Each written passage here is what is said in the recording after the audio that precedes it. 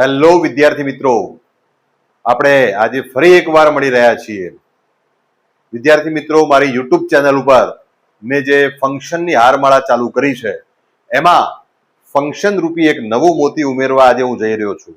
તો મારા તમામ ચાહક મિત્રોને મારો આ વિડીયો જોવા, લાઈક કરવા, શેર કરવા માટે મારી નમ્ર વિનંતી છે.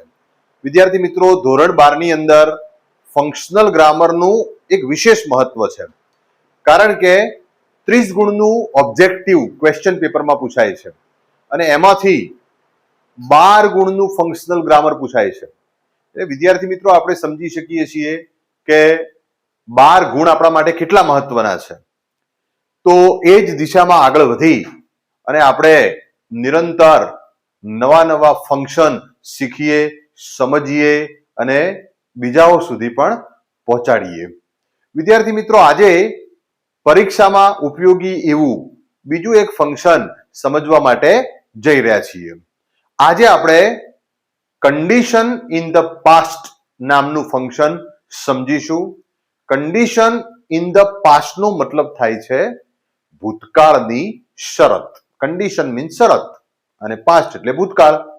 ભૂતકાળની શરત સૂચવતું આ ફંક્શન પરીક્ષામાં ખૂબ જ આપ સૌ લોકોને ઉપયોગી નીવડશે.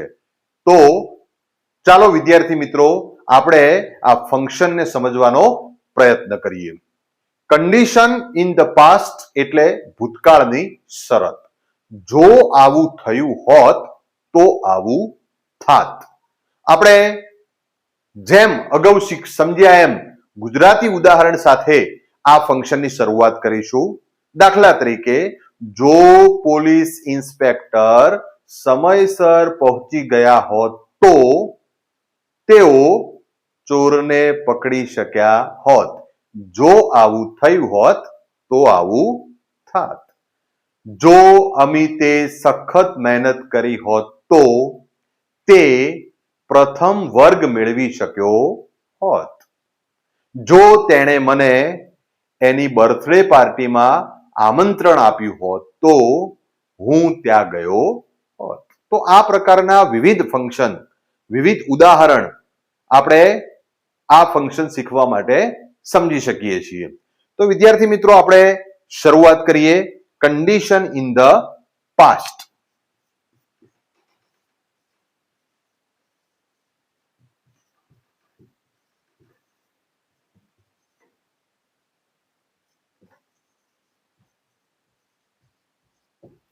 કન્ડિશન ઇન ધ પાસ્ટ એટલે એને ભૂતકાળની શરત તરીકે પણ ઓળખવામાં આવે છે. Condition in the past means ભૂતકાળની શરત. હવે આની મુખ્યત્વે બે વાક્ય રચનાઓ છે અને પરીક્ષામાં રિસ્પોન્ડ ટુ ધ સેન્ટેન્સ કે કમ્પ્લીટ ધ સેન્ટેન્સમાં ઘણીવાર આ ફંક્શન પૂછાઈ ચૂક્યું છે.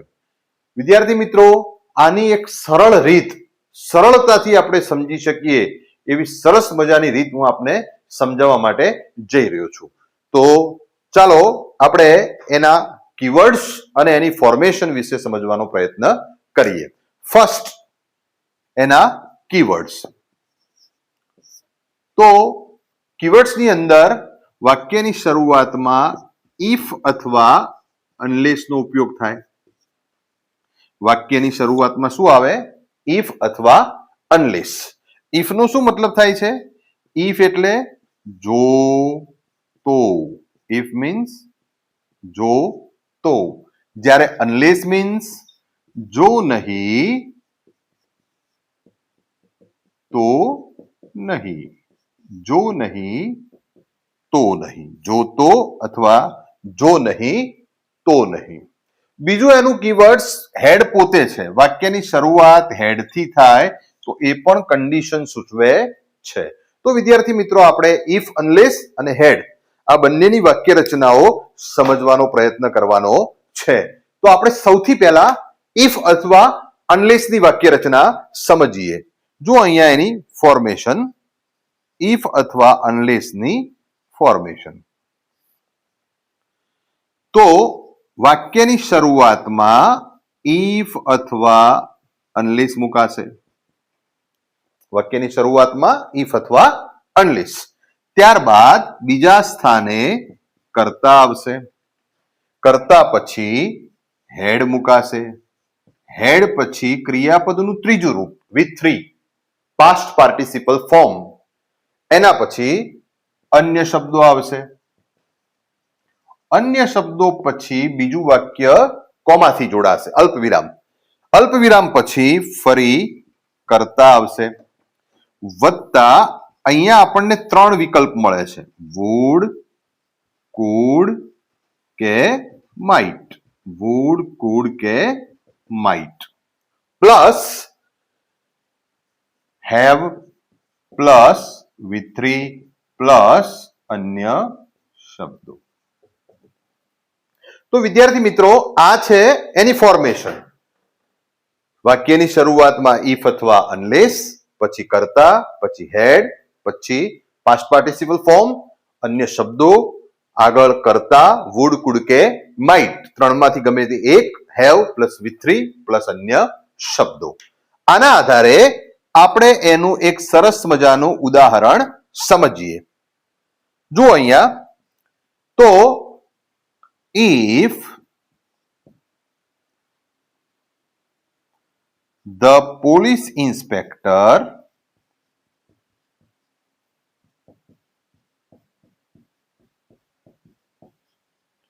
had reached in time. If the police inspector had reached in time, he could have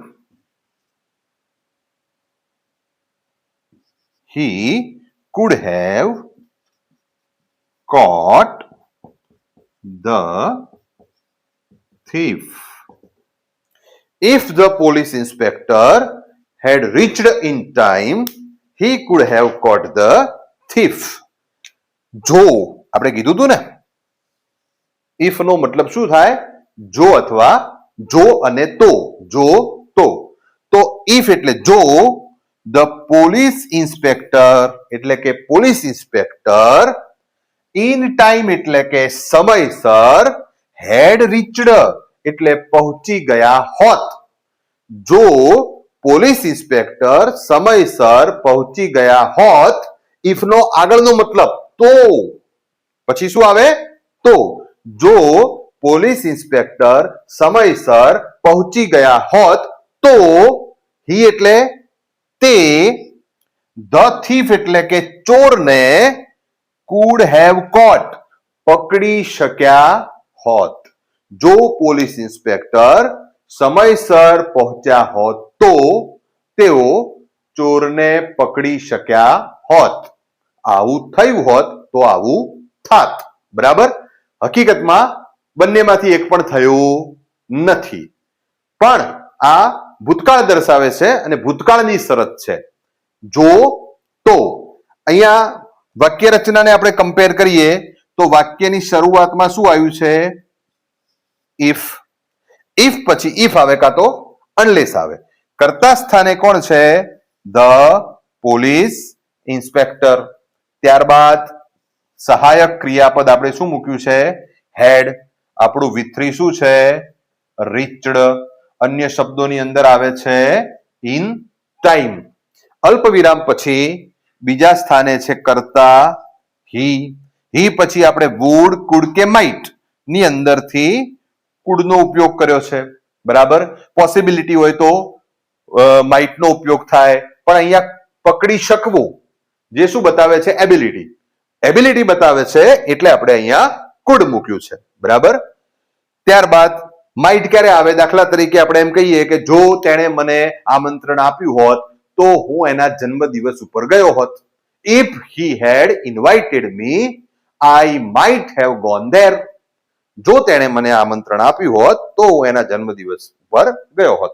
તો શક્યતા જ્યારે આવે, પોસિબિલિટી જ્યારે આવે ત્યારે માઇટ આવે. એબિલિટી અહીંયા શું બતાવે છે? એબિલિટી. ચોરને પકડી શકવો જે એક પ્રકારની એબિલિટી છે.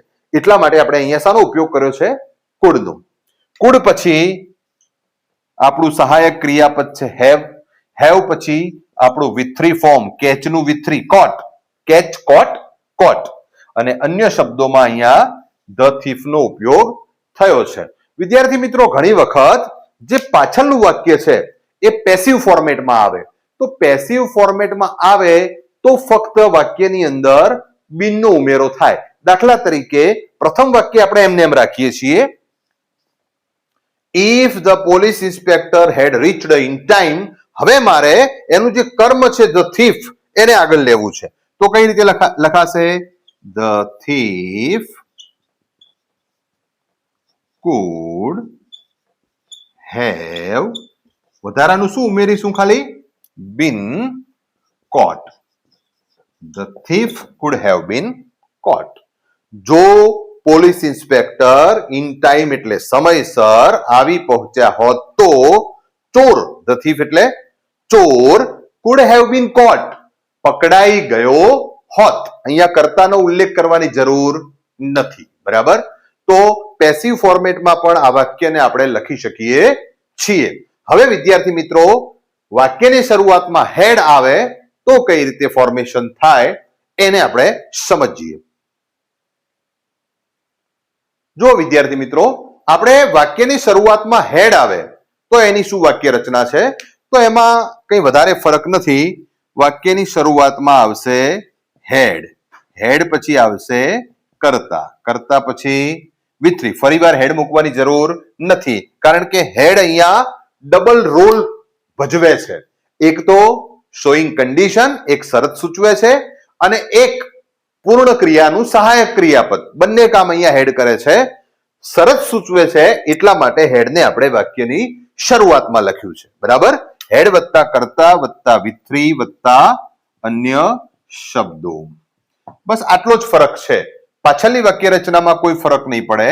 અહીંયા કર્તા વત્તા would, could કે might વત્તા have વત્તા with3 વત્તા અન્ય શબ્દો.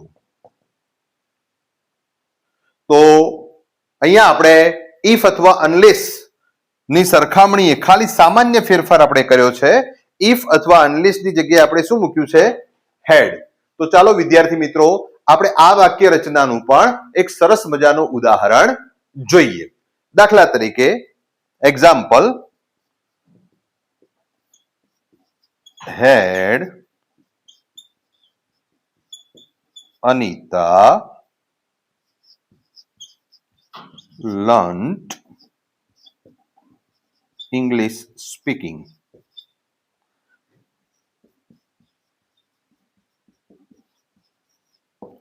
Had Anita learnt English speaking, she might have got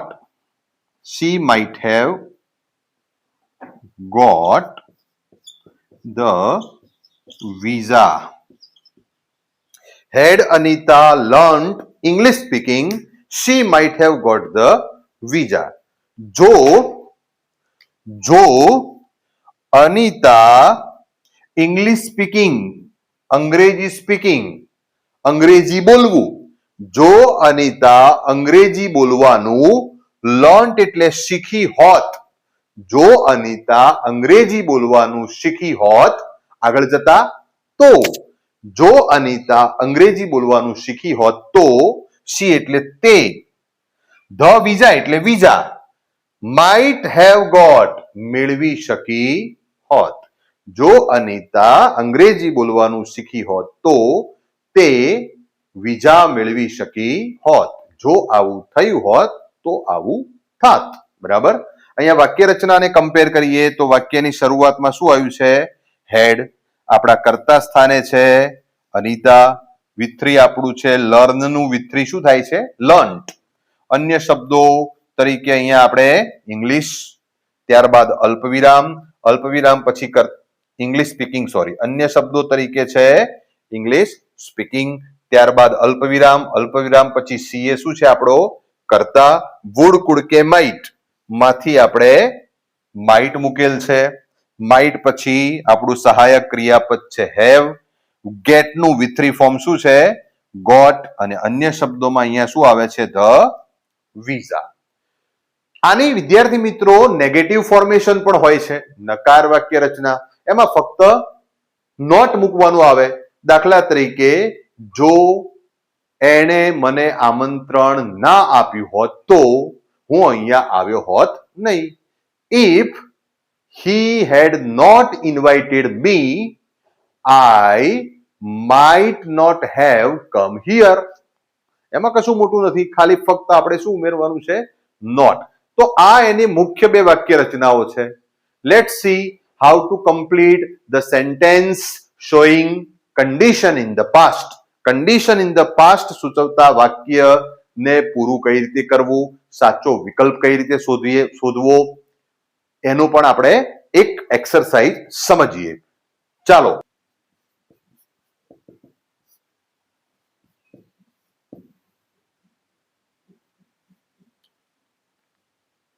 તો અહીંયા એક એક્ઝામ્પલ લખ્યું છે. If the man had given permission. જો માણસે પરમિશન એટલે શું થાય? પરમિશન નો મતલબ પરવાનગી. જો માણસે પરવાનગી હેડ ગિવન એટલે આપી હોત તો. જો માણસે પરવાનગી આપી હોત તો શું થયું હોત? હવે અહીંયા આપણી પાસે અધૂરું વાક્ય છે.